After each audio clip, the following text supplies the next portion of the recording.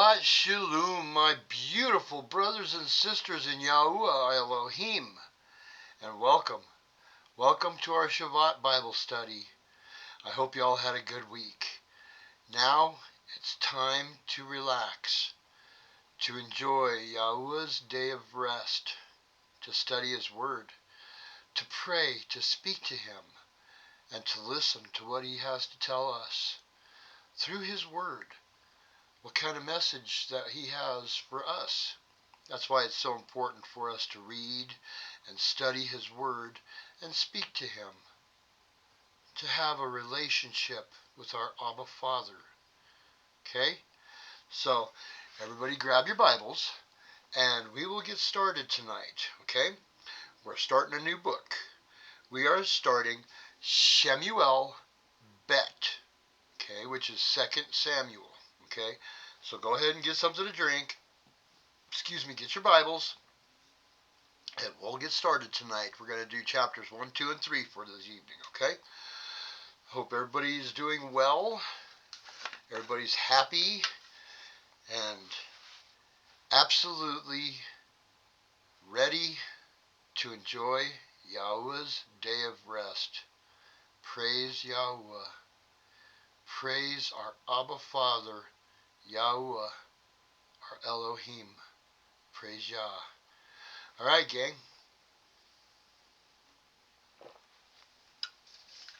Get a shot of water. Let's lube up the pipes. And we'll get started this evening, okay? All right. Everybody ready? Okay, here we go. Shemu'el Bet, which is 2 Samuel, okay? Chapter 1. And it came to be, after the death of Shaul, when David had returned from striking the Amalekites, that David remained 2 days in Tislag. And it came to be on the 3rd day that, see, a man came out of the camp from Shaul, with his garments torn and dust on his head. And it came to be, when he came to David, that he fell to the ground and did obeisance. And David said to him, From where do you come? And he said to him, I have escaped from the camp of Israel. And David said to him, What was the matter? Please inform me. And he said, The people have fled from the battle. Also, many of the people have fallen and are dead. And Shaul and Jonathan, his son, are dead too. So there's a shocker for David. Whoa, Shaul's dead and so is Jonathan. Whoa. Verse 5. And David said to the young man, who informed him, How do you know that Shaul and Jonathan, his son, are dead? And the young man who informed him said, By chance, I was on Mount Gilboa, and saw Shaul leaning on his spear, and see, the chariots and horsemen followed hard after him. And when he looked behind him, he saw me, and called to me, and I answered, Here I am. And he said to me, Who are you? So I answered him, I am an Amalekite. And he said to me, Please stand over me, and put me to death, for agony has seized me, but my life is still in me.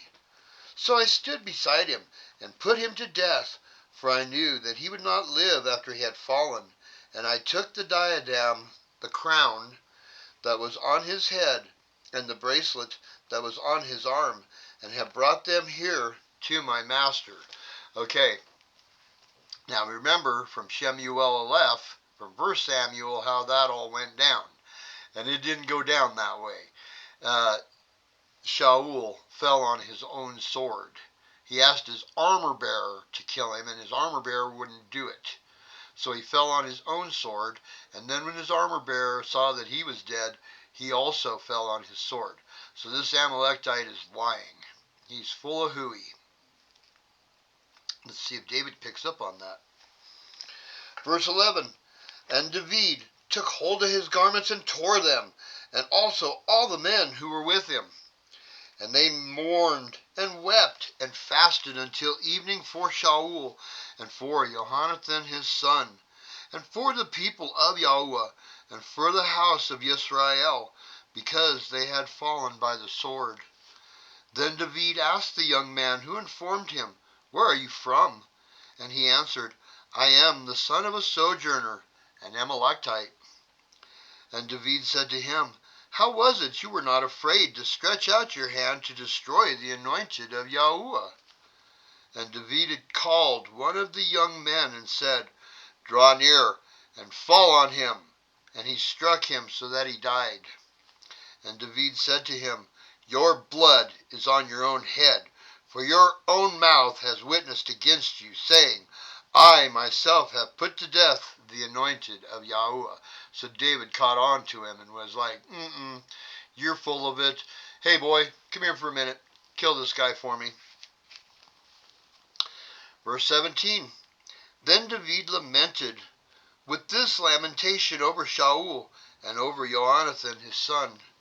And he ordered the bow to be taught to the children of Yehudah. See, it is written in the book of Yashar. So here again, we are referring to the book of Yashar. Interesting. So many people go against the book of Yashar. They say that it's not scripture. But now we've found two places in the Bible that refers to the book of Yashar. Pretty interesting, huh? All right, let's continue on. This is the bow, okay?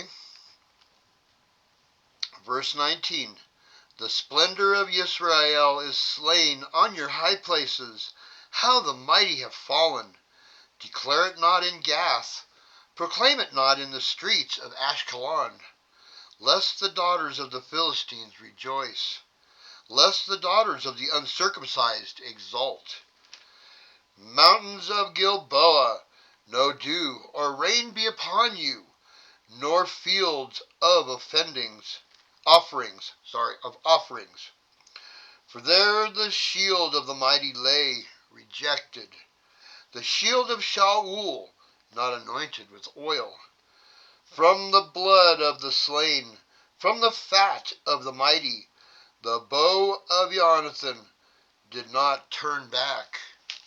And the sword of Shaul did not return empty. Shaul and Jonathan were beloved and pleasant in their lives, and in their death they were not parted. They were swifter than the eagles. They were stronger than the lions. Daughters of Yisrael, weep over Shaul, who wrapped you in scarlet with finery, who decked your robes with ornaments of gold. How the mighty have fallen in the midst of battle. Jonathan was slain in your high places. I am distressed for you, my brother Jonathan. You have been very pleasant to me. Your love to me was wondrous, surpassing the love of women. How the mighty have fallen, and the weapons of battle perish. Okay, now you'll hear people say that they think that David was gay or that he was bisexual. But they are twisting scripture, okay? In our culture, in our society, people are sexual deviants, pure and simple. They're deviants, they're sodomites, they're all messed up in the head. They don't know who they are, what they are, they're all screwed up. So anybody that's interpreting this as David was a homosexual, sodomite, or bisexual, they don't have a clue. Because we've seen over and over and over again, from Genesis, from Bereshith, all the way to this point, that any time that somebody is a sodomite, or a society turns sodomite, it's an abomination to Yahuwah. Alright? And if it's an abomination to Yahuwah, you're not having communications with the Most High, because He's rejected you, and until you repent and change your ways, you're not going to have any communications with Yahuwah. But we don't see that happening here. What we see is we see two men that became extremely close friends. I have experienced this myself. I am not gay. I am not bisexual. But when I was a teenager, I had a friend. He was 2 years older than me. He was a neighbor of mine. And he was a dear friend of mine, like a brother. We were inseparable. He was older than I was, and he was teaching me things, how to drive a car at about 14 years old. Yeah, all kinds of stuff like that. But we spent a lot of time together. Well, he died of spinal meningitis. And when he passed away, it devastated me. I was a young teenager, and it absolutely devastated me that I lost my best friend, because we were like brothers. Our souls were intertwined. Matter of fact, his girlfriend was my cousin. Yeah. But you can see that it's possible to have a friend like that. You don't have to be gay. You don't have to be a sodomite. You don't have to be all twisted in the head wearing dresses and purple hair and all kinds of stupid things. You can have a friend like that you're so close to each other that you're just inseparable. And I can understand where David is and what he's feeling right now, because I felt that way also. Just a moment of reflection and a reference to my own life. Okay, so I understand. I hope you do too, because he wasn't gay. All right, chapter 2. And it came to be afterwards that David inquired of Yahuwah, saying, Do I go up to any of the cities of Yehudah? And Yahuwah said to him, Go up. And David said, Where should I go up? And he said, Yahuwah said, To Hebron. And David went up there, as well as his 2 wives, Ahinoam the Israelitess, and Abigail the widow of Nabal the Carmelite. And David brought up the men who were with him, each man with his household, and they dwelt in the cities of Hebron. And the men of Yehudah came and anointed David sovereign over the house of Yehudah there. They also reported to David, saying, The men of Jabesh Gilead, are they who buried Shaul? And then David then sent messengers to the men of Jabesh Gilead, and said to them, You are blessed of Yahuwah, for you have shown this loving commitment to your master, to Shaul, that you buried him. And now Yahuwah showed loving commitment and truth to you, and I am also going to show you good, because you have done this deed. So David is calling to those men and saying, that was really a cool thing that you guys did. You guys went and got their bodies, and you gave them a decent burial, and you honored them. That was a really good thing. So now I'm going to do good things for you guys. Verse 7, And now let your hands be strengthened and be brave, for your master Shaul is dead, and also the house of Yehudah has anointed me sovereign over them. So the tribe of Yehudah has anointed David to be king.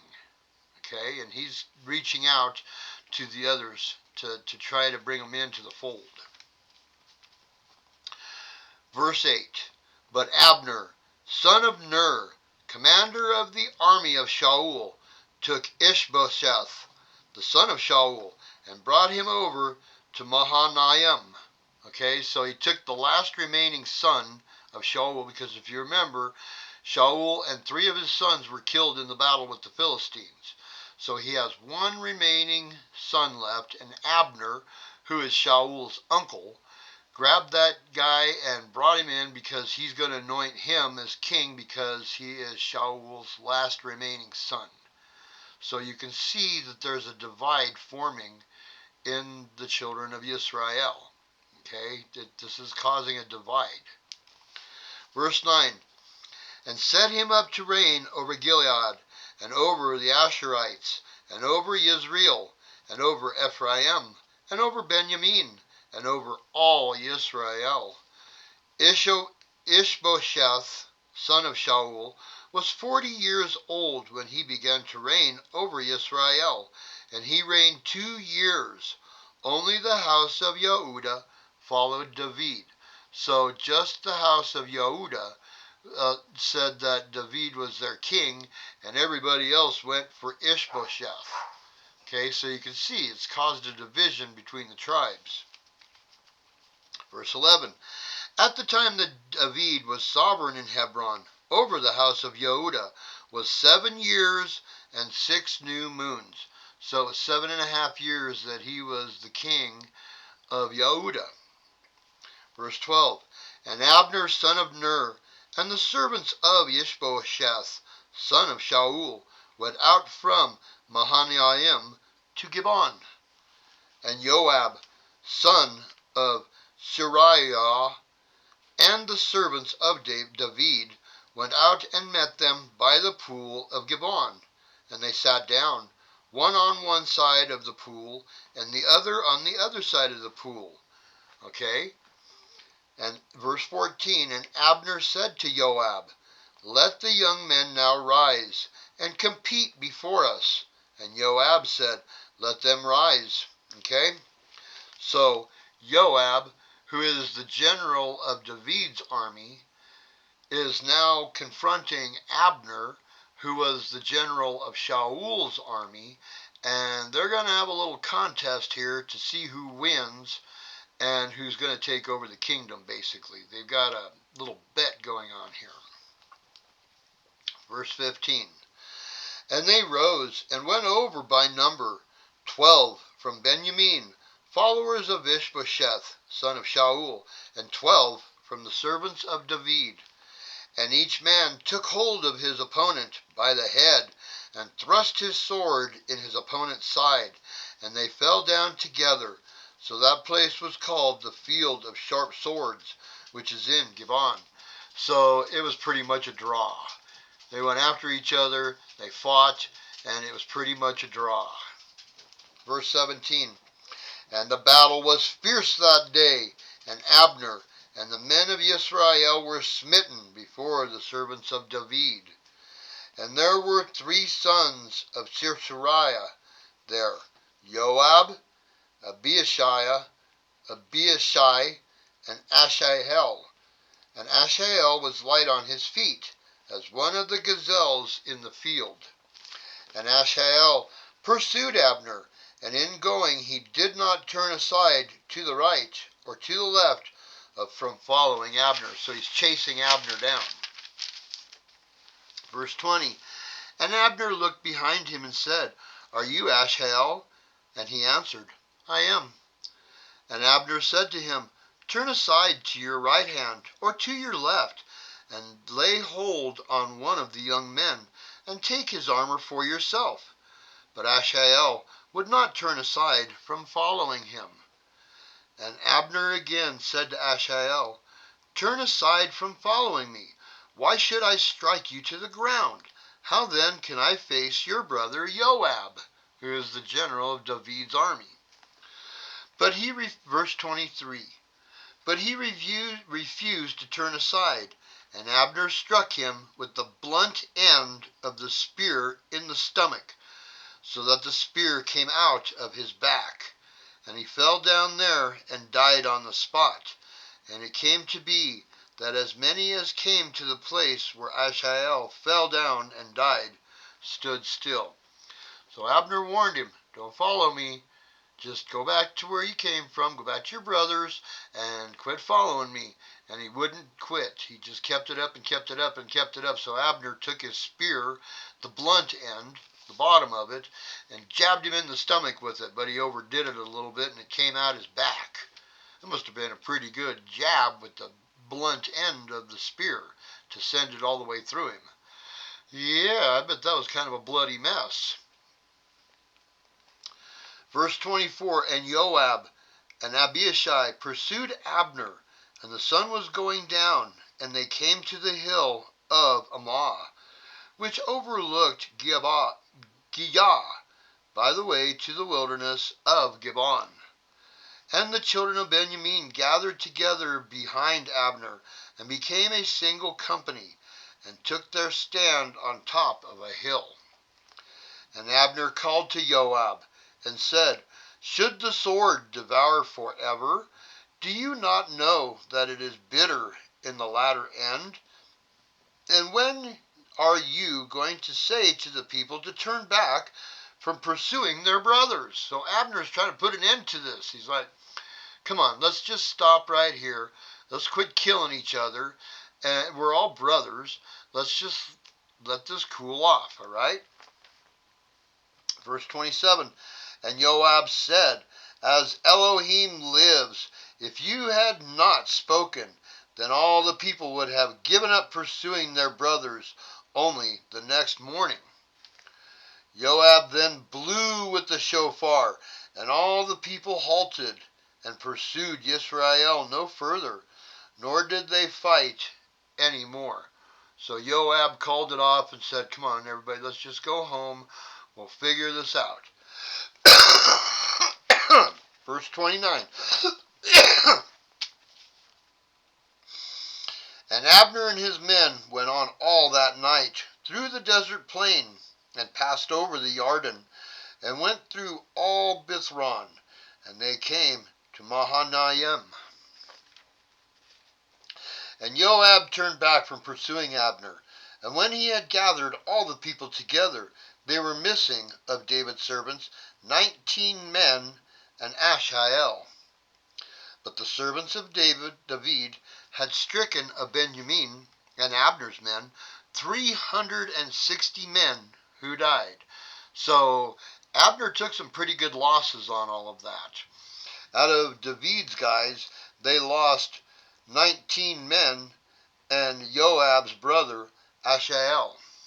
But Benjamin and Abner's men lost 360 men. So that was a pretty good defeat there. Verse 32, and they brought Asahel and buried him in his father's burial site, which was in Bethlehem. And Joab and his men went all night, and they came to Hebron at daybreak. Chapter 3. And the fighting between the house of Shaul and the house of David was long drawn out, but David was going on and was strong, and the house of Shaul was going on and was weak. So they were losing the battles. Verse 2, and sons were born to David in Hebron, and his firstborn was Amnon by Ahinoam the Israelitess,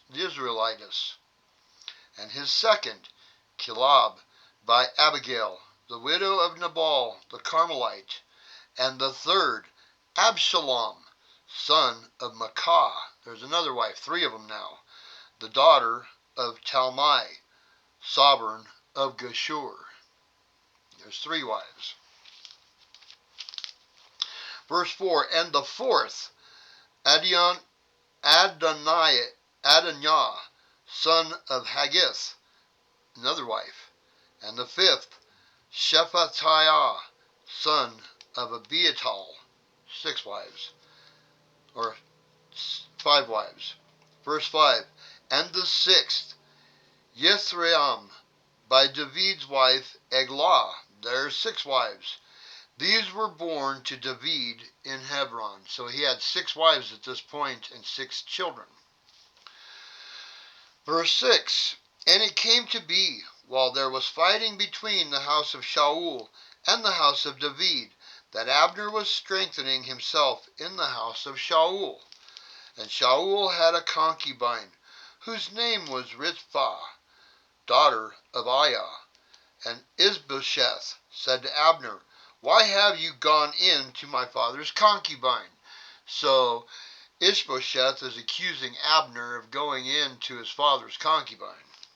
Verse 8, and Abner was very displeased at the word of Ishbosheth, and said, am I a dog's head that belongs to Yehudah, that I show loving commitment to the house of Shaul your father, to his brothers, and to his friends today, and have not let you fall into the hands of David, that you charge me today with a sin concerning this woman? So he didn't come right out and deny it. Instead, he went on with a long old speech saying, hey, I've been taking care of all your father's family, and I've been taking care of you, and I put you in power. Why would you even accuse me of such a thing? But he didn't actually deny it. That's interesting. Verse 9. Elohim does so to Abner, and more also, if I do not do for David as Yahuwah has sworn to him. So it sounds like Abner is having second thoughts about Ishbosheth, as he's getting ready to join up with David. Verse 10. To cause the rain to pass over from the house of Shaul, and to raise up the throne of David over Yisrael and over Yehudah, from Dan to Beersheba. So yeah, Abner is now jumping ship, and he says, you're not worthy of this. I'm going over to David's side. Verse 11. And he was unable to answer Abner another word, because he feared him. And Abner sent messengers on his behalf to David, saying, Who is the land? Saying also, Make your covenant with me, and see, my hand is with you to bring all Yisrael to you. So let's quit this fighting stuff, and let's bring everybody together, and you be sovereign. You be king. Verse 13, And David said, Good, I make a covenant with you. Only one matter I am asking of you. You do not see my face unless you first bring Michal, daughter of Shaul, when you come to see my face. So, he's saying, hey, I was supposed to marry Michal, but Shaul gave her to another guy. On your way here, bring my wife with you, will you? Verse 14, David then sent messengers to Ishbosheth, son of Shaul, saying, Give me my wife Michal, to whom I became engaged for 100 foreskins of the Philistines. Remember, he made that deal with Shaul, 100 foreskins, and he ended up showing up with 200 foreskins? Yeah, I'd say he earned it. 15, And Ishbosheth sent and took her from her husband, from Paltiel, son of Laish. But her husband went with her to Bahurim, going on and weeping behind her. And Abner said to him, Go, turn back. And he turned back. So the guy that Shaul gave her to, he wasn't too happy about the whole situation. He wanted to keep Michal around, but Abner told him, Go home and forget about it. Verse 17, And Abner had a word with the elders of Yisrael, saying, In time past you were seeking for David to be sovereign over you, and now do it. For Yahuwah has spoken of David, saying, By the hand of my servant David I save my people, Yisrael, from the hand of the Philistines and the hand of all their enemies. So he's telling all the other tribes, look, he's the one that's in charge. David's got it handled. We're all following him. So let's quit this foolishness. Verse 19, And Abner also spoke in the hearing of Benjamin. And Abner also went to speak in the hearing of David in Hebron, all that seemed good to Yisrael, and all the house of Benjamin. And Abner and 20 men with him came to David at Hebron. And David made a feast for Abner and the men who were with him.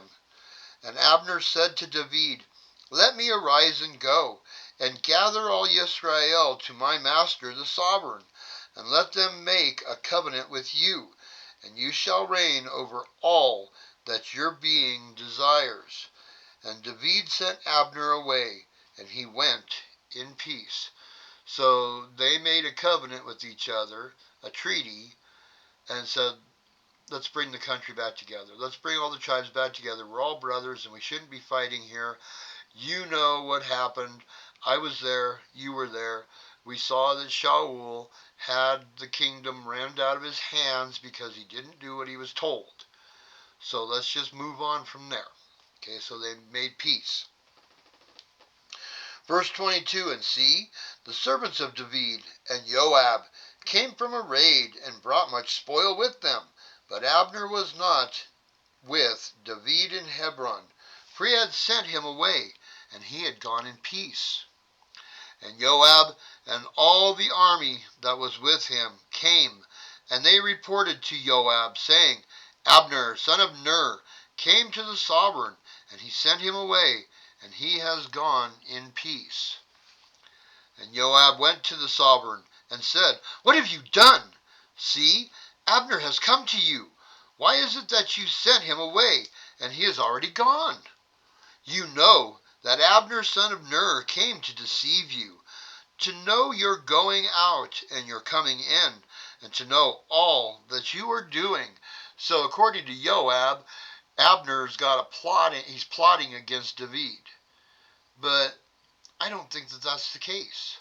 I think that they're actually trying to make peace, and Joab's making more of it because he's chapped about his brother getting nailed with the bottom of the spear. Verse 26, Joab then left David, and he sent messengers after Abner, who brought him back from the wall of Serah. But David did not know it. Thus Abner returned to Hebron, and Joab took him aside in the gate to speak with him privately, and there struck him in the stomach, so that he died for the blood of Asahel, his brother. So Joab inflicted revenge on Abner, brought him back without David knowing, and then took him outside the gate and stuck him with a knife. Killed him. Nice. Murder. That's murder. Verse 28, And when David heard it afterward, he said, My reign and I are guiltless before Yahuwah forever of the blood of Abner, son of Ner. I didn't know about it. I didn't help plan this murder. I had nothing to do with it. Verse 29, Let it rest on the head of Joab and on all his father's house, and let there never fail to be in the house of Joab one who has a discharge, or is a leper, or is taking hold of a staff, or falls by the sword, or who lacks bread. So, yeah, David is cursing the house of Joab forever. Verse 30, So Joab and Abishai his brother killed Abner, because he had killed their brother Asahel at Gibeon in the battle. And David said to Joab and to all the people who were with him, Tear your garments, gird yourselves with sackcloth, and mourn for Abner. And sovereign David followed the coffin. And they buried Abner in Hebron. And the sovereign lifted up his voice and wept at the burial site of Abner, and all the people wept. And the sovereign sang a lament over Abner, and said, Should Abner die as a fool dies? Your hands were not bound, nor your feet put into shackles, as one falls before sons of evil. So you fell.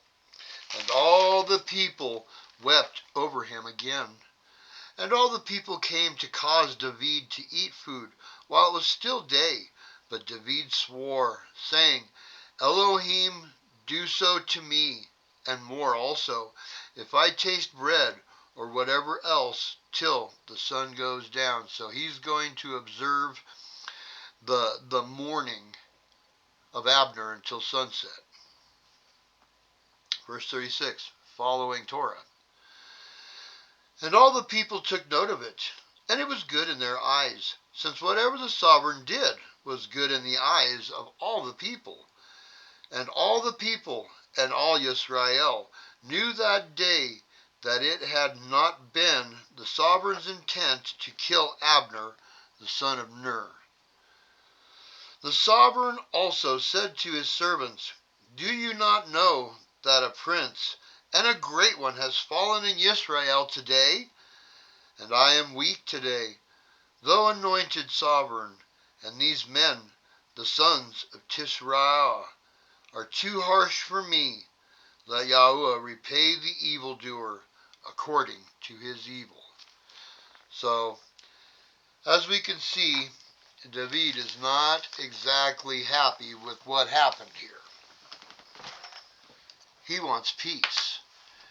He knows because Samuel, told him what was going to happen, and that Yah had anointed him to be king. So he knew all these things were going to happen. He knew that Shaul was going to die in battle. He didn't know about Jonathan, but he knew that Shaul was going to die in battle. So he knew all this stuff was going to come to pass. So he's telling everybody, wait, why are we doing all of this? Not only that, but he made a covenant with Jonathan that he wouldn't kill Shaul's family. Remember? Him and Jonathan made a covenant to where once he became king, David would not exact revenge upon the house of Shaul.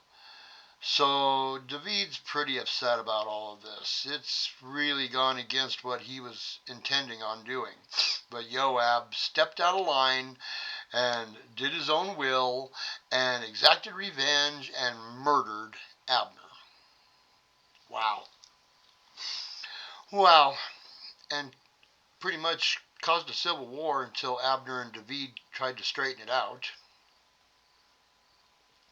Crazy, huh?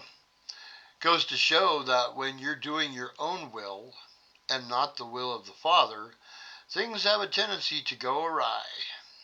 They don't go exactly the way that they're supposed to because we're doing our own thing. Yeah, we need to be doing the will of Yahuwah. And what does that consist of? Well, it consists on following Torah. It consists on following the commands. It consists on doing the will of Yahuwah and teaching our children so that they also follow the will of Yahuwah Most High Elohim. Oh man, got a frog going on here. Well, gang, that's all I've got for tonight. I hope that y'all enjoyed the first study in Shemu'el Bet. And I hope that we're all learning together knowledge and wisdom of Yahuwah. It's very important. Praise Yahuwah. Hallelujah. Yahuwah. Praise Yah. Alright, gang. Y'all have a great Shabbat. Enjoy your day. Rest, study, pray, and teach your children. Okay? Alright. And we will see you for our next study on our midweek Bible study, which is 4th day. Okay? Okay. Y'all have a great Shabbat, and we'll see you soon. Shabbat Shalom.